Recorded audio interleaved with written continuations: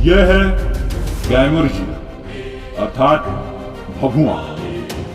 आइए हम बात करते हैं जिला भभुआ के प्रखंड भगवानपुर क्षेत्र की। यहाँ के सभी लड़के पढ़ते लिखते खेलते कूदते ज्यादा, लेकिन भैया जी के मन तो सब में लगा रहता है।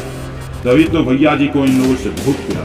भगवानपुर जाए से पहले एक बात दिमाग में बैठा लीजिए, पंगा भैया जी से मत लीजिए। कहें कि वहां सरकार राजना भैया जी की राज।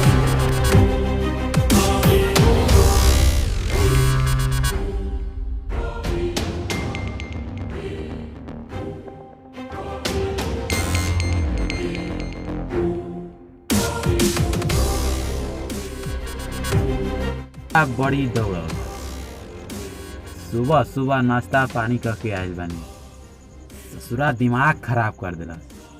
साला भैया जी से पंगा लेला। यही है प्रखंड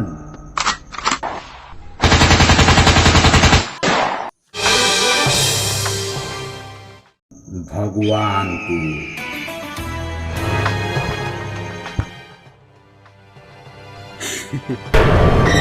ससुरा मर गए।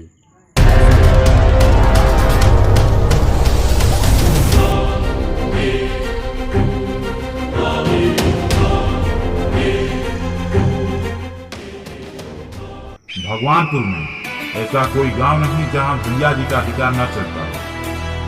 समझ लो जहां जनता खुश वहां भैया जी। एक बच्चे, बूढ़े, माता पिता, भाई बहन सभी को अगर कोई भी चोट पहुंचाए तो समझ लो भैया जी चोट नहीं बल्कि डायरेक्ट इनकाउंटर करते हैं। ना ही उन्हें पुलिस की जरूरत है ना ही कोर्ट कचहरी की।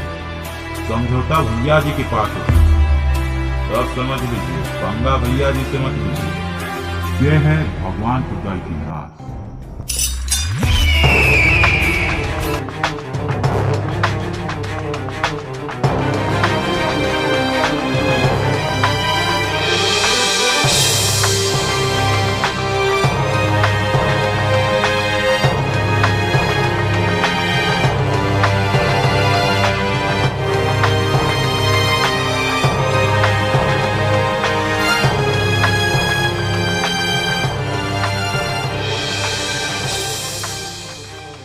है भैया जी का प्यारा भाई मुन्ना।